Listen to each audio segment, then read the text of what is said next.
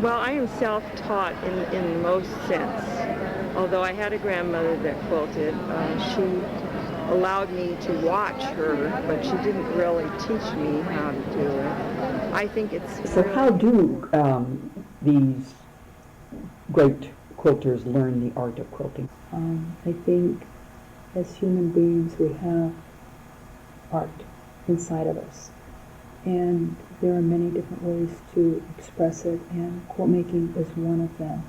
And it was everything that really, this is it. So ever since then, I had a book on my lap and I taught myself how to do any quilt stitch. I was not introduced during my education as a textile teacher in any of the quilting techniques.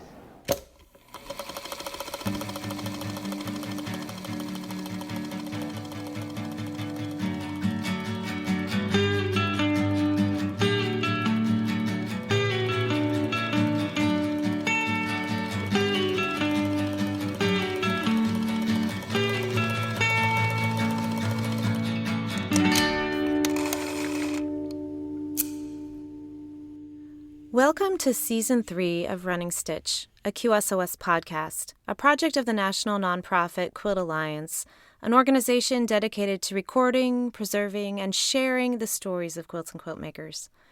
Quilters SOS Save Our Stories is an oral history project currently comprised of over 1,200 interviews, archived with our partners at the Louis B. Nunn Center for Oral History at the University of Kentucky Libraries and the American Folklife Center at the Library of Congress. I am Janniken Smucker, historian and quiltmaker, and your host. In Season 3 of Running Stitch, we are focusing on younger quilt makers. The stereotype is that it is only little old ladies who make quilts, but that is not true today, nor has it ever been. I, for one, started quilting as a teenager, as you might recall from our very first episode on first quilts. Although I am not so young anymore, this season we will introduce you to other younger quilt makers, including artists who push the boundaries of quilt making, use quilts to make political and social justice statements, draw inspiration from quilt making traditions of the past, and who will no doubt create the new traditions of the future. In each episode, we will explore themes from interviews in the QSOS collection, listening back to excerpts, and discussing those topics with our guests, younger quilt makers. We are kicking off the season with an episode focused on learning to quilt with our guest, Sarah Steiner, who you may know from the Instagram handle Pandemic Quilter. Back in summer of 2020, Sarah messaged me on Instagram.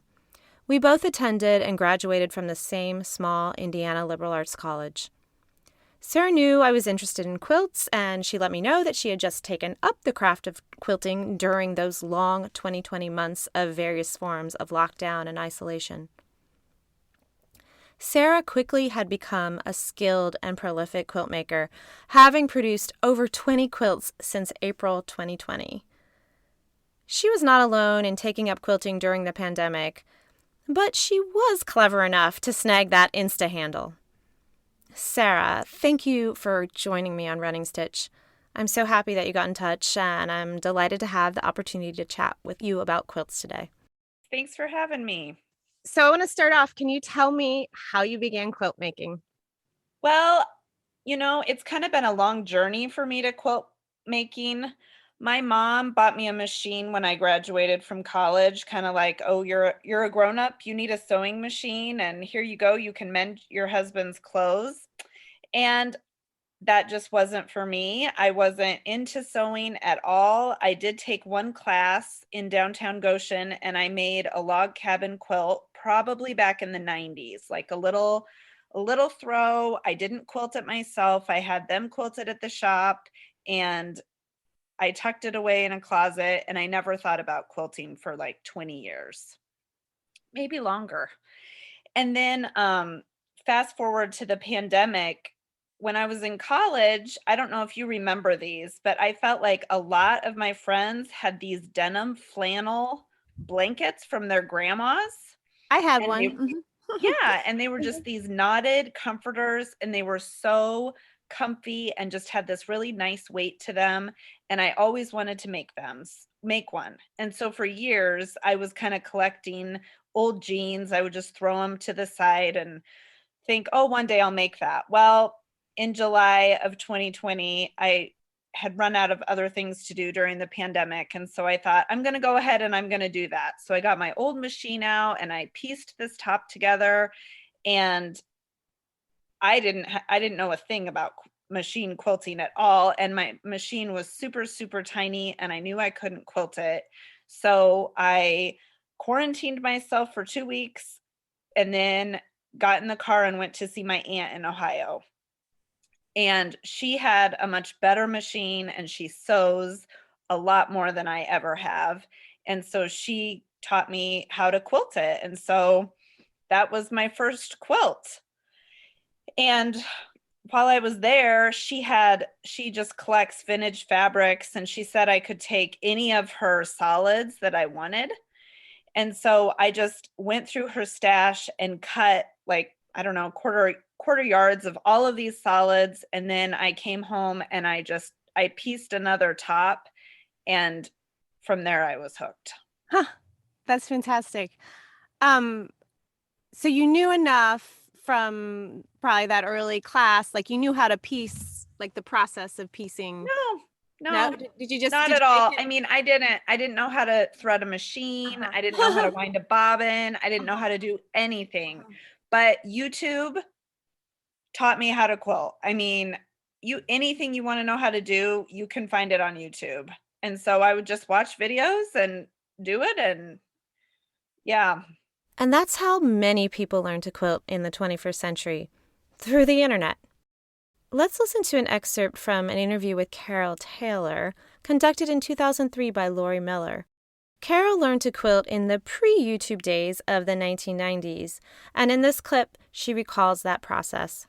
Oh, I don't know what age I was. I can tell you it's exactly 10 years, though. I didn't start till 1993, and it's actually kind of a funny story because I decided, I had done a lot of needlework and crafts and things like that, but I decided I wanted to quilt, and I went in to sign up for a class, and the beginner's class didn't start until March. Well, I'm kind of not real patient about these things, so of course I bought a book and some fabric and a rotary cutter and a mat and all those little supplies that you need. And by the time the class started in March, I had made and completed 4 quilts, including a king size, a queen size, and 2 wall quilts. So I kind of didn't need the class as much, but it was still interesting to learn some of the things. So I did it kind of backwards. So that is obviously one of the ways many people have learned how to quilt through classes. In-person classes have been quite limited, of course, in the past spell here. So tell me how you would figure out even what you needed to learn on YouTube. Like, how did you know what to look up if you didn't even know the process? Well, that's where I did a lot of texting and calling with my aunt and my mom. Like, they would help me at the beginning kind of figure out, what do I need to do next? We would even FaceTime each other. Like, look at this, look at what I'm doing. How do I do the next step? And that was really, really helpful. I also discovered, I mean, there is this whole community of quilters on Instagram that, I mean, I never knew that this crafting world is on social media, and they are just there to help. And they have all these tutorials and all of these tips. And if you see something you like, you can ask the other person how they did it and they get back to you. And it's so helpful. And you're exactly right. There was no opportunity when I was learning how to quilt to take any kind of a class. Like, nothing was open. Nobody was doing anything like that. And so it really had to be self-led from what I could find online and with the people that I know that are quilters. How did you find this world of online quilt makers? As a newcomer to quilt making, how did you even know it existed or where to look? I think it kind of became a rabbit hole with hashtags. I think maybe like, I kind of wonder if when I made my first quilt that I would say, like, I actually pieced it together with the one that's all the solid fabrics, if I would use a hashtag like solid color quilt and look at that, well, then all of a sudden I was finding all these other people that were making solid color quilts. And then I could start following them. And just doing things like that led me to all of these quilt makers. And I'm more interested in more of a modern style. Like, I like some of the traditional looks, but when I think of just kind of older quilting, I think of more pastel colors and maybe not as bold of graphics, maybe more kind of soft. And I don't know, just not really my style as much. But that's what Instagram just opened my mind to, was all of the modern, bright quilting out there. I think too, one of the things that just blew my mind was like one of my grandmothers quilted a lot.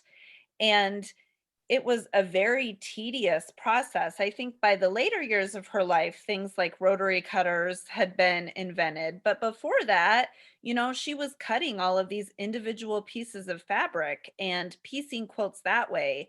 And in my mind, that's kind of what I thought of when I thought of quilting. And it seemed completely overwhelming and like it would take so much time that I just wouldn't be interested in it. But what I've learned a lot from Instagram is just ways to make the quilting, especially the piecing process, faster. And so it's just made it, for me, it's a lot more fun than what I think my grandma probably was doing.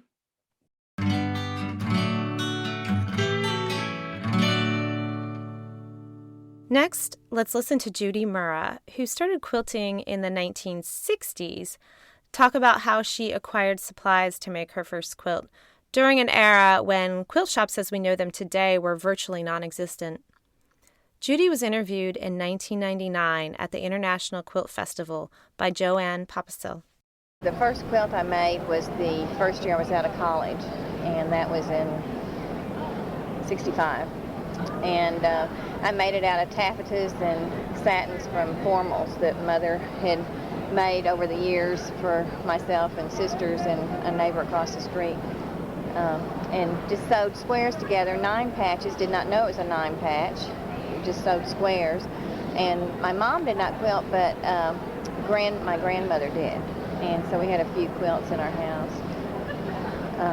And that quilt, I made the top that year before I got married. I got married the next year, and second year I was married, my husband was stationed in Illinois. I'm from San Antonio, Texas, and he was stationed in Illinois, and there were no quilt shops, very few articles and magazines about quilting, so I was just doing this on my own. And from the Sears catalog, bought some big old fat batting, and got a piece of probably cheap taffeta for the back and tied it with polyester, little thread, yarns you buy in the dime store, and bound it with big old fat blanket binding. So that was my first quilt. That was in the 60s.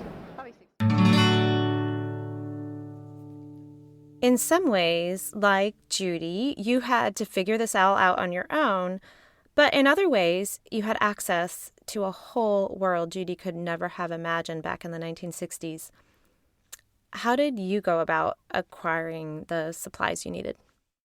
Yeah, I have acquired way too many fabrics for one person over the course of a year. But for me, because I do kind of like a more modern look, I do try to support my local quilt shops, and they often, by the time I started quilting, they were open for limited hours. So I could go in and do some shopping. Oh, nice. So you could even see the fabrics in person.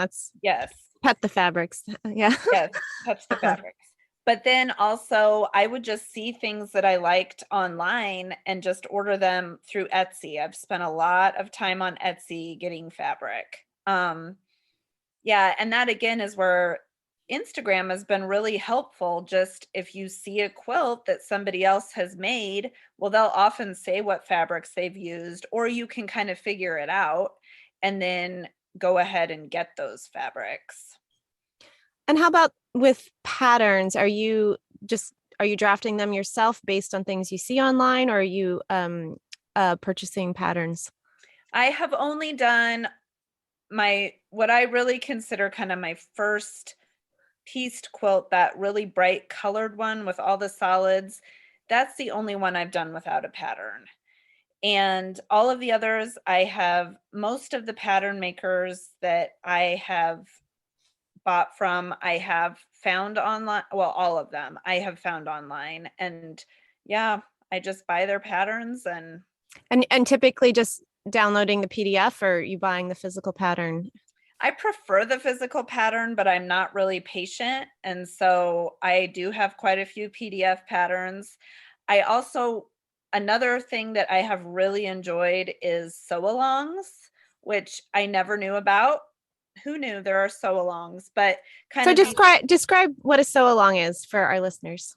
Yeah. So a pattern designer, especially when they launch a pattern, often will say they're going to have a sew-along. And so for 6 to 8 weeks, they kind of break up the process of making the quilt so that by the end of the time, you have a completed quilt top.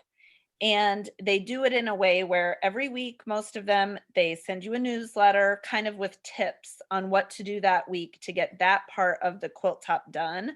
And it keeps you on track. And then, of course, there are hashtags where you can see everybody else's quilts that are the same. And it's really fun and kind of inspirational to see especially during the height of the pandemic. I loved thinking that there were hundreds of other people kind of stuck at home making this same quilt. Sarah, you have the handle on Instagram, Pandemic Quilter. How has the pandemic influenced your desire to make quilts? I think for me, for one thing, I took a different Instagram handle because I knew all of my actual friends in real life are not into quilts. And I knew they did not really care about my quilt making process. And so I totally agree. I was really lucky that handle was still open. I think I must have grabbed it like before the pandemic just went on and on and on and on. And so that's why I have that. But then I kind of felt like I had done all the pandemic kinds of things I wanted to do. I had already cleaned my closets. I had been making sourdough bread. I had been playing board games with my kids. I'd been taking my dog on long walks. And there's only so much time you can spend on your phone. And I needed something else to do. Like, there was just no question about it. I had to do something else. And for me, this is just what it was. And I think a lot of people during the pandemic have found kind of creative outlets, whether it's kind of for the grief that they have about the pandemic or the changes in the world. And for me, it just was quilting. And honestly, my mom and I still laugh about it because I hated sewing. Like, anytime she would try to get me to sew, no way. Anytime she wanted to go to a fabric store, no way. I was like the last person ever to sew. But it's just been really therapeutic. And I think at the beginning, especially, what I really, really liked about it was I had to 100% focus on that. Like, if I was piecing something or cutting something and my mind would wander to something else, I would make a mistake. And so there was no room for thinking about anything else except the task of creating. And I think it was just and it continues to be just a really good outlet for me to kind of put everything else aside and just focus on creating. Yeah, it forces you to be present and, mindful and all of that. Let's listen to another excerpt here from Mickey Battay discussing learning to quilt in the 1980s and how important the network of women she learned to know from that experience were. Mickey was interviewed in 2011 by Alice Helms. I was an adult. I was in 1983, in my 40s, maybe, 30s. 20s. And my girlfriend, I was working full-time down in Florida, and my girlfriend called me and said she had found someplace where we could go learn quilting. And I thought, you're out of your mind, because I had another friend that had taken up quilting, and I walked out of her house after her telling me about it and thinking, you've got to be kidding me. I cannot imagine working on a quilt for years and years and years. But I went, and she never did another thing, and I was hooked.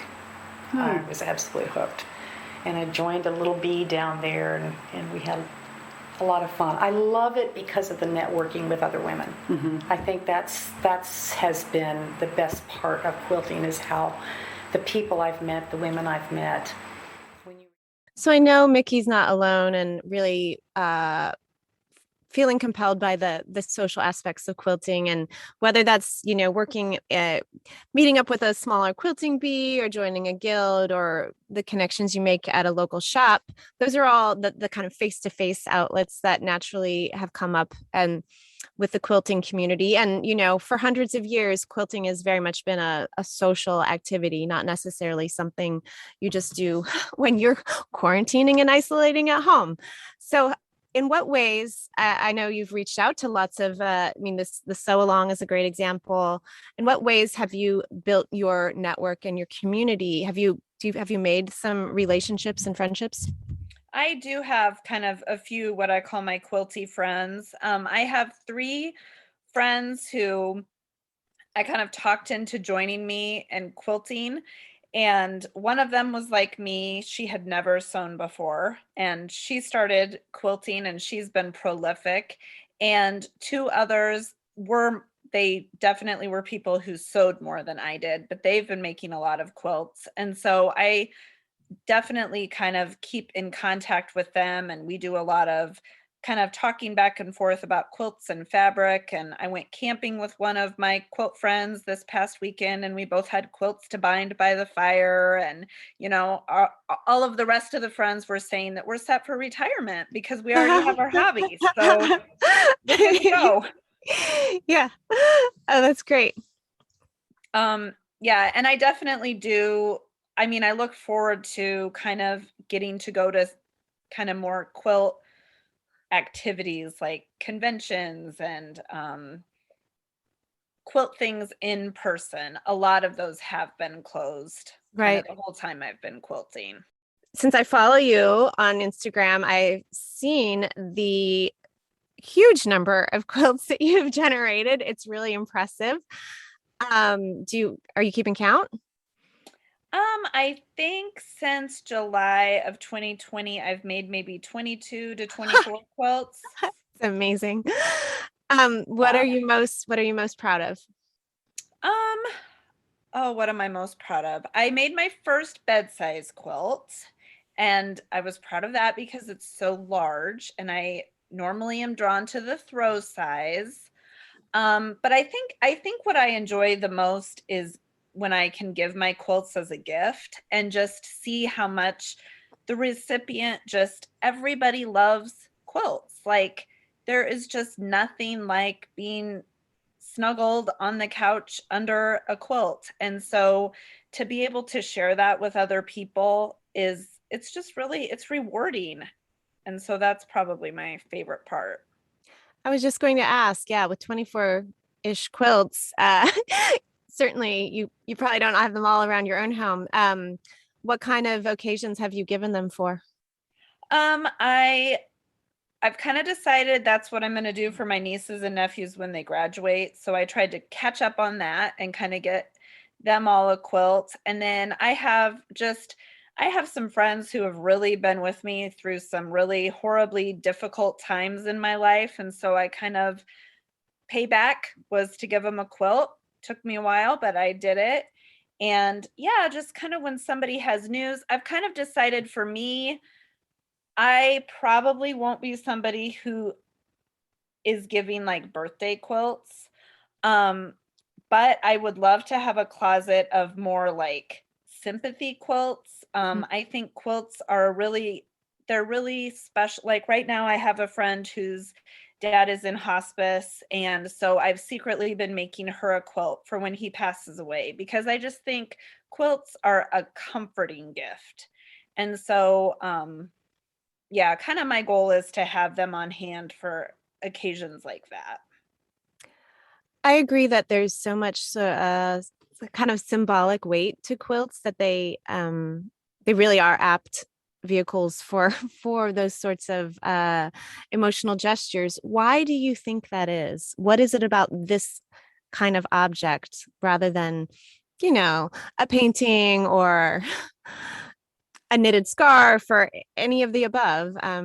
That's a good Why question. quilts?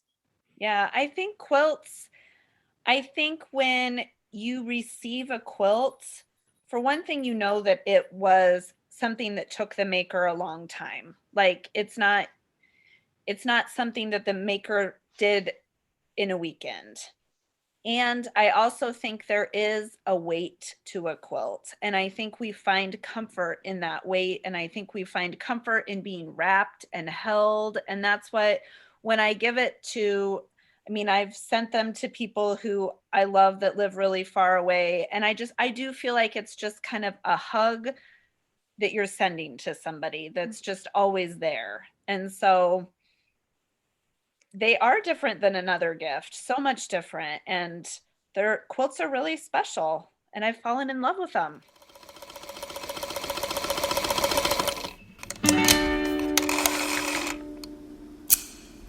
So what do you think is next for you as a quilt maker? I know that you are now back teaching. And as you said, yeah, we're all starting, the busyness of life is creeping back in.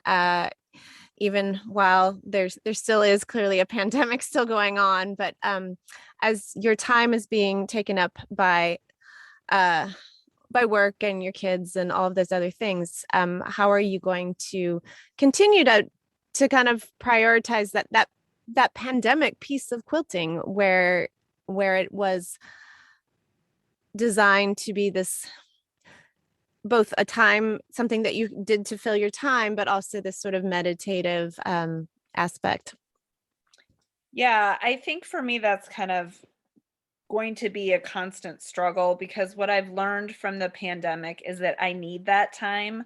I need that time to myself. I need that time to create. And so I think I will make it a priority. I won't make quilts at the great pandemic pace that I did, but I will have projects going. And I do hope once or twice a year that I can maybe go on a quilting retreat with some of my quilting friends and try to get a lot done. But I won't stop quilting. And that's what's fun about this hobby, I think, is there's so much room to grow. I mean, yes, I've made a lot of quilts, but there are so many more techniques in quilt making that I have no idea about, that I feel like I can just learn and learn and learn how to quilt all these different quilts for the rest of my life. Right. Yeah, that's pretty great. Well, thank you so much for sharing these experiences that you've encountered over this past year of becoming a quilter. I think it's really exciting, and I'm so glad that you're now one of my quilt friends as well. Yeah, thank you. Thanks for having me. Of course, my pleasure.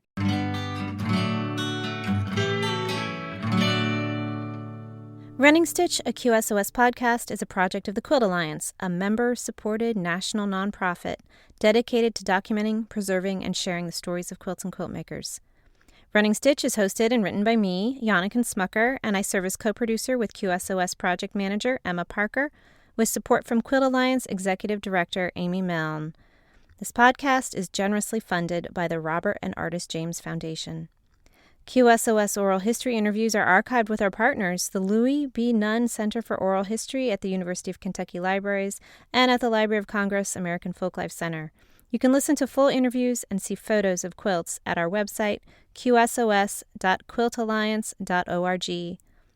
Running Stitch features music by Chris Eselgroth, accompanied by a singer featherweight, and Amy's Best Sewing Shears.